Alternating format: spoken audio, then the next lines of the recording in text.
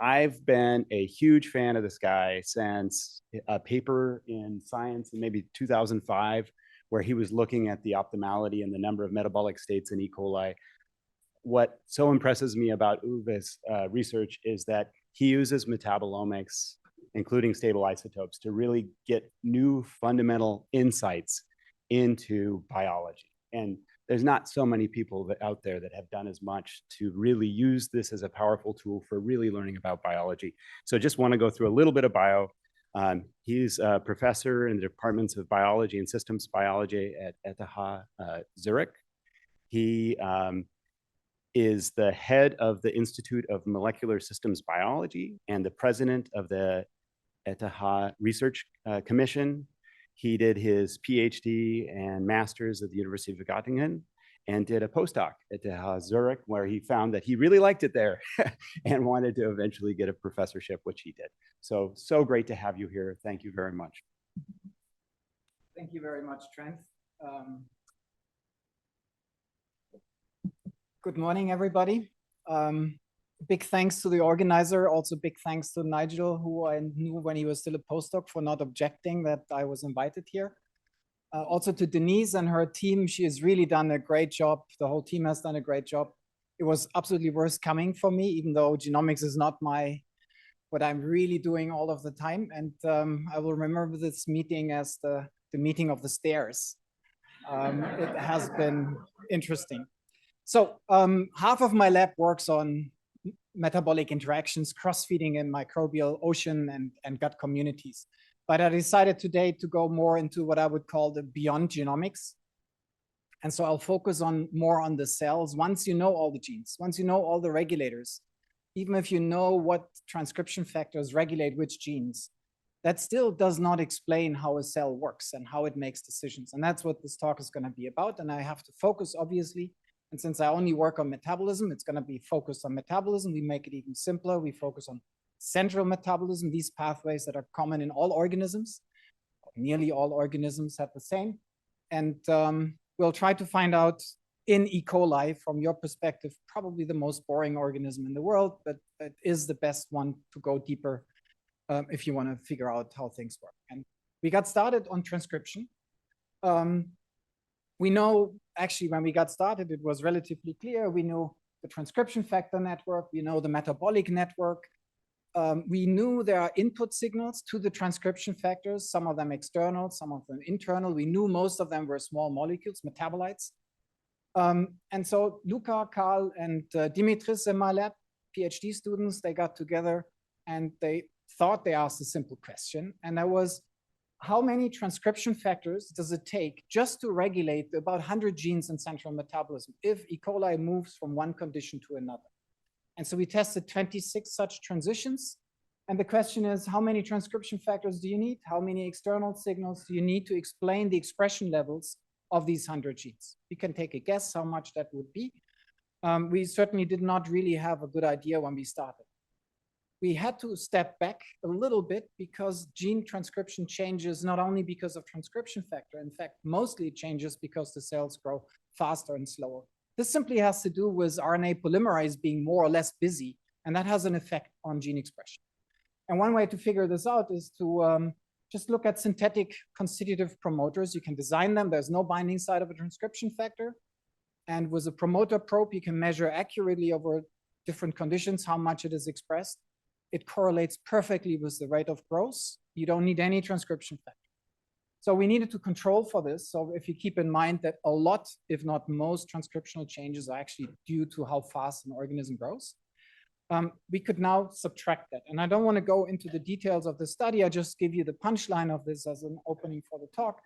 That is about, for these 100 genes, about 90% of the gene expression for 26 conditions was explained by just the rate of growth and 2 transcription factors. And it needed 3 input metabolites that control these transcription factors. So for me, I was actually super happy. The students were not, but I was happy because there is some simplicity in all of this complexity. And if you know how to find it and how to look for it, there is even a hope to understand some things intuitively. But to get there, you need a lot of quantitative analysis. Okay. So, okay. So how do cells actually now control the traffic in their network, in their metabolic network? In particular, in central metabolism, this is where all the huge fluxes go through in every bacterium. It's clear that transcriptional regulation is not determining this. There's many papers now by the groups that you see up there, mine and many others. And basically, transcription decides where to put the resources, the proteome allocation, but then it's up to the cell to decide how much it uses it. And one simple observation is that most genes or most enzymes work way below the capacity that they actually have. They could work much faster, but they don't. So the cells are making decisions.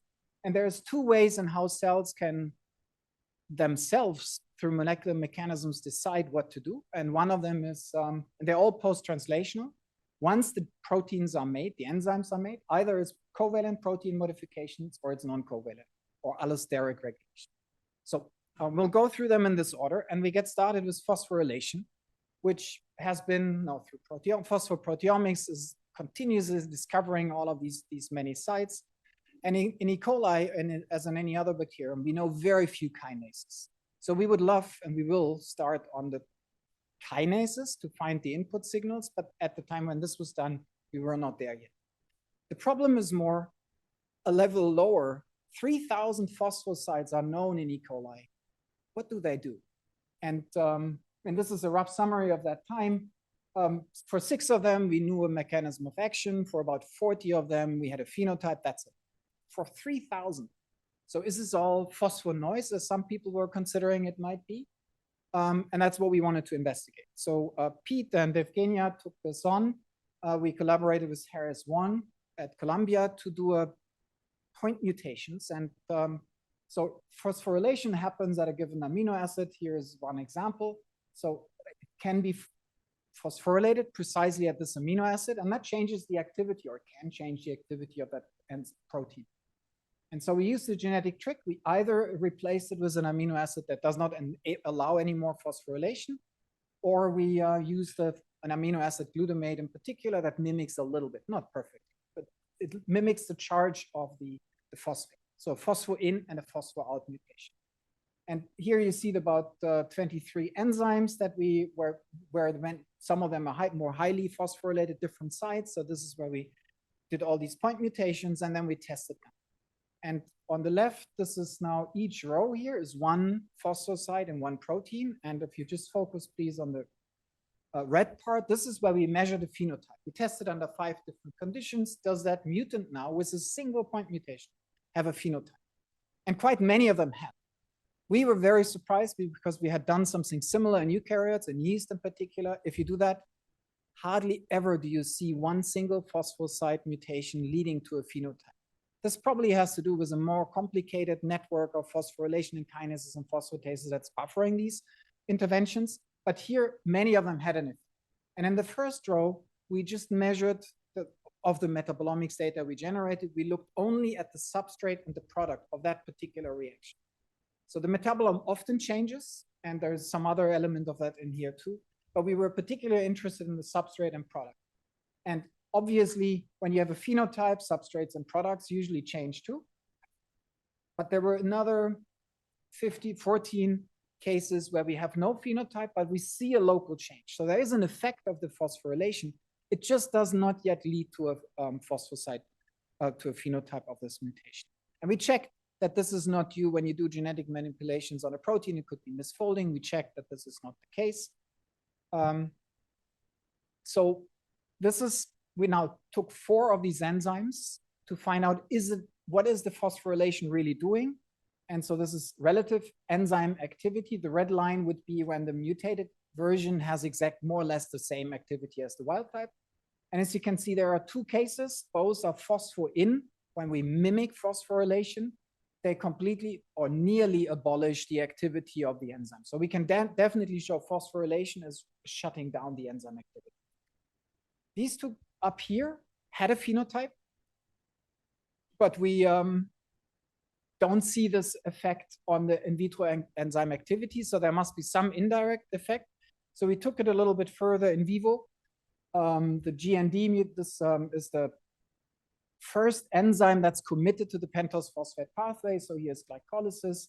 That is the first enzyme of pentose phosphate pathway. And here's a decision point. Either flux goes into the pentose phosphate pathway or the EDP pathway. And these numbers are from C13 tracer experiments. They are millimoles per gram an hour. So it's the flux through this reaction. And of all the glucose that comes in, most of it goes down here. Some of it goes into the pentose phosphate pathway. The first row is wild type. This is the normal flux in the wild type. This is a knockout of GNB. So obviously the flux should be 0. And this is when we have this phospho out. So when we disable the phosphorylation. And disabling this phosphorylation has almost the same effect as a knockout. And the cell reacts by then sending the flux into the Entner-Duderov pathway. So here phosphorylation can directly influence, the cell can influence which pathway to use. That was completely unknown at the time. So the conclusion from these functionality or phosphorregulation functionality analysis is that for the 5 conditions we tested, 80% had a phenotype. That doesn't mean the others don't, but at least under the conditions where we tested, that didn't. Several really key pathways are regulated by phosphorylation. The cell uses it actively for decisions. And from the perspective of metabolomics, it was extremely helpful to detect things before there is a phenotype. And this is an observation we make over and over again. The metabolome is much faster in responding, and the cell, to see a phenotype, if that is growth or something else, it usually needs more than just a small change. So metabolomics is very useful to detect things that might otherwise go under the sensitivity. There's one other very abundant post-translational modification is acetylation. It's even more frequent, about 9,000 sites in E. coli. A third of which is not even requiring an acetyl transferase. It's when the levels of acetyl phosphate go up in the cell, it's chemically modifying many proteins. So that is leading to a lot of observations, and there's tons of proteomics papers written on it. And we wanted to find out what is the role of all of this acetylation. And so here we took a little bit of a different approach, still by Evgenia and Pete. We purified roughly the same 20 proteins. We incubated them with relatively high concentration of acetyl phosphate, and by intact mass spectrometry, we just measured what is the stoichiometry, what is the fraction of any given enzyme to be acetylated. And you can see most of them don't reach, even under these strong acetylation conditions, reach anything, except for these 2 in glycolysis. And we can then show, or we did show by other experiments, that it is increasing acetyl phosphate level in the cell, which happens when the cell is either consuming or producing acid. That is a mechanism to indirectly, without any enzyme, blocking glycolysis. The cell can actually remove these, so that's good. But it stops the flow to acetate, or through glycolysis to acetate. But if you keep in mind, what we conclude from this is that phosphorregulation is something the cell uses a lot to make decisions. Acetylation is something that's happening, but it is not used, at least not for central metabolism as far as we can tell now, in actively making decisions in metabolism. So this is discovery basically on functionality on PTMs. What about non-covalent binding? Classical allosteric binding of regulators to enzymes. We thought a little bit about this, and both are fast and reversible. So all cells can use and do use them, but PTMs require additional machinery. You need a kinase, a phosphatase, and surely the first cells in evolution didn't have all of this. So the first regulation, that was at least our hypothesis, would be enzymes interacting with metabolites in some way, allosterically. So our hypothesis was that non-covalent metabolite protein interactions are more ancient and therefore are more likely to regulate evolutionary conserved fundamental processes, such as metabolism or transcription. And so we looked, my student Chris, he looked into this by going through the databases. And when you just look at the total number of phosphorylation, and this is only for enzymes and pro and eukaryotes, this is was a bit fewer metabolite phosphosites at the time. In E. coli, goes up in yeast, probably much more. And in human, it's a much, much larger number. And these numbers change all the time. But there's orders of magnitude more in humans. That's expected. If we look at metabolite binding, non-covalent binding, the numbers are very, very similar. You could argue maybe people haven't looked at it, but people have. There's been a lot of work, in particular on human enzymes. So these numbers are very similar. So we conclude that these non-covalent interactions are equally abundant across kingdoms within certain ranges.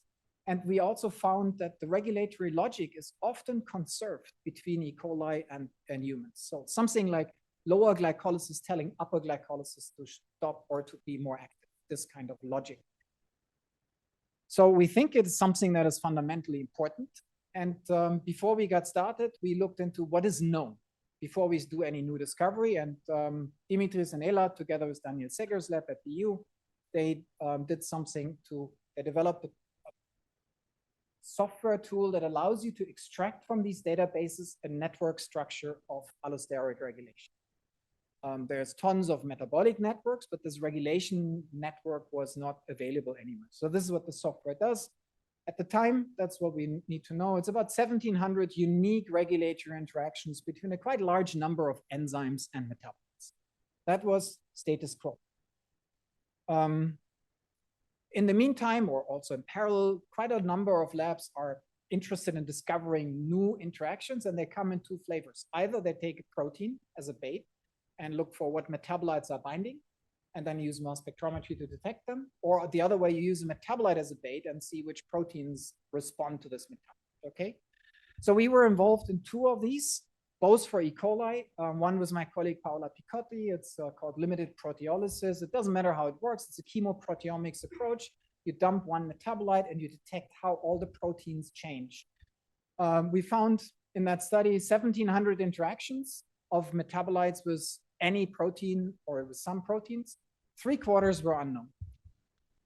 Orthogonal, a very deep dive in central metabolism. My student Maren did a physical binding study with NMR together with Peter Lan's lab at ETH.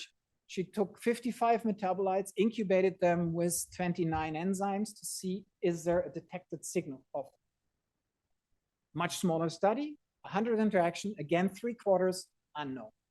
So this is a little bit unsettling because both of these studies don't have a huge overlap. And what is even worse, they don't overlap very much with what was in the databases. And initially, I put a lot of hope on these interaction studies because I thought we can then go targeted after things. But is this now an undersampled space that we need to do a lot more of these to get overlap? Or is that a lot of this spurious and not having any function? And so we decided to bite the bullet and do it. My students did. I did not. So we did. Chris now did systematic and experiments using metabolomics for actually measuring in vitro enzyme activity. And so he purified from 30 overexpression strains in E. coli, central metabolite, central enzymes, pure enzymes incubated under conditions that we've chosen to be as representative as possible to the in vivo situation. And we tested each of them individually with 80 different possible putative effectors. And then normally you would do this painstakingly with a photometer, where you cannot do this with every enzyme. So then you have to do coupled enzymes. And that now when you add something, you don't know which is regulate, what is regulate, where is a metabolite regulated.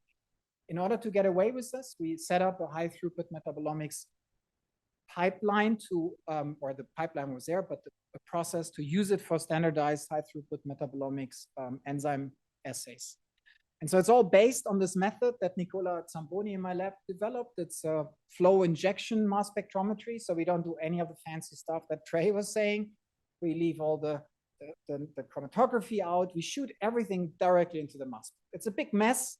It's it needs a lot of experience and software to be able to work with it, but it gives you an enormous advantage. It's fast. 1 sample per minute. So a student can do 2,000 samples per day in my lab without match problems. In fact, just need to load the auto sampler. It is semi-quantitative. Typically, we detect on the order of 400 to 800 metabolites. It has many shortcomings. There are matrix effects, so we cannot compare different types of backgrounds, so that we have to make sure the background is always the same. We cannot differentiate things that have the same mass and other things, but it's fast and it helps us a lot to get a first view. So Chris is using this. So I should say we've done 1 million mass spec runs with that by now, and we use it in all sorts of projects. I'm only going to show you one here. And now he did time courses of all of his many different enzyme assays. He gets these progress curves, scaling, curve fitting. It reads very simple. It took him years to get there. It's really a lot of work. This was not very simple, but we know in each case we know what we need to look for. We need to look for the substrate and the product of these reactions. So this is a little bit easier in this particular case. And we end up with each protein metabolite combination with a score of whether or not it is activating, inhibiting, or not doing anything to the enzyme.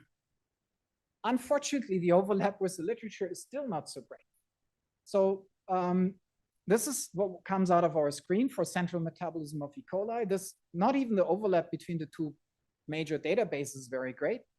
And these are the cases in the middle that are the most important ones. So the good ones are still there, the ones that we know from biology. So much of what is in the databases we cannot use. So we made sure that we are still doing the right thing. So we did a classical photometric assay with 4 enzymes where we can do a direct measurement. And this is the ROC curve. We get a super good. What we find is not nonsense. It's exactly reproducible by photometry, especially when we use strong effects, which are the only ones I report. And then we have, if we go down, it still looks good. If you use the databases compared to our own assays here, it's not so good. There's a lot of stuff in the databases that is not so meaningful. And why is that? There's a number of reasons. We're still trying to figure out how to write this in a paper to not step on too many toes. But one of them is there's a lot of conflicting data entries. Often metal cofactors were not known at the time when the enzymes were done. And so then you get something completely different. Sometimes people do assays when it's great for the enzyme, but not so good for recapitulating the in vivo system situation. So this is the overview. This is the landscape. Inhibitors blue, green is activators, bold is the strong effects. And I just summarize, it's mostly inhibition, it's mostly novel, and the important ones that we know from the biology textbooks are still there. But a lot of other stuff is gone now. And the last slide on this that I wanted to show is now we're looking, this is what's costing us a bit more time. We're looking into the logic of what we find. So we find often what we call consistent logic.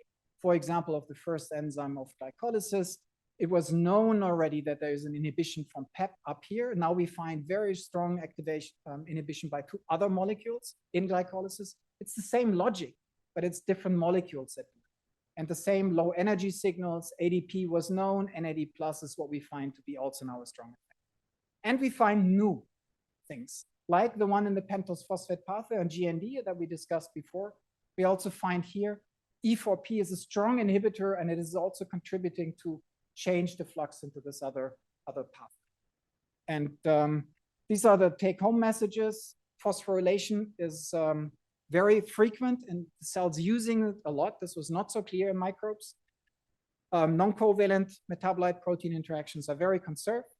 Still a mostly unknown protein metabolite interaction network, but at least for central metabolism, we think we now have the first consistent for any subsystem regulation network. And I think from there, we'll have to work our way to see how we deal with the rest. And we find something new, something reconfirming what was there, and maybe be careful with databases. And I think I mentioned the name of the people that did all the work. My collaborator, I mentioned them, and these are the funding sources. And I thank you very much for attention. Great talk. Great talk. I see we already have a question. Let me bring you the microphone. That's just beautiful. Beautiful work. So is there any logic to different metabolites inhibiting the same protein, or is it just that the metabolites are very similar to each other? That's a very good question. So the question is, why are there now 3 metabolites that are inhibiting the same enzyme? I can only assume at this point there might be different parts in glycolysis where the pathway gets stuck. And if you have different molecules that achieve the same task, you're more flexible from where you feed back. But that remains to be shown. Maybe it's just additional. This is what we are trying to work on. Are they all like additional Or are they completely independent? If you have strong inactivation by one, do you actually need a second? Yeah. So. Okay, we have another question over here. Hey, Uwe, that was really interesting. How about the counter argument that these protein metabolite interactions are in fact the leading edge of evolution, whereby the uniqueness of different lineages tells you a lot about how these interactions are part of how organisms evolve, change their metabolic networks. Do your methods allow you to have enough confidence in the uniqueness of things that aren't shared to interpret them in a way that might help? So I'm not sure I 100% understand the question. I'll try to answer the way how I understood it. In general, metabolic networks in the central part that we're talking about here is very, very similar in all lineages. Right. Even a photosynthetic organism needs to run glycolysis at some point or make nucleotides through pentose phosphate pathway. And the fact that between humans and E. coli, the logic is conserved. I would imagine that this is very much true for most things. So you have special things, but the general aspects are still there. Yeah, I guess I was just thinking about whether this is another form of evolutionary divergence that is worth investigating. You focused on the most conserved part of the metabolic networks. That was my general question. It's probably unanswerable. Okay, so I was happy to see the things that are conserved. There is a lot in the stuff that is not conserved. And you're absolutely right. Yeah. Any last? Okay. So in your phosphorylation experiments where you did the mutations, I just noticed that some of your proteins that seemed to have the biggest effect were iron sulfur cluster proteins. And so I was just curious your thoughts on how much of this post-translational regulation has to do with balancing cofactor quotas or usage by different pathways. That's a very astute observation. Very, very good. So it has a lot to do with balancing cofactors. This is the biggest problem of any cell, to make sure that there's always the same amount of energy available or redox cofactors. If that's not working, everything breaks together. If you have a little bit too much in glycolysis, okay, I don't think it has something specifically to do with iron sulfur clusters, because many of the iron sulfur clusters we couldn't look at because we only looked at those enzymes that we could easily purify, not complexes, heterocomplexes, and so on. So many of them were actually not iron sulfur complexes. But your point is very well, absolutely right.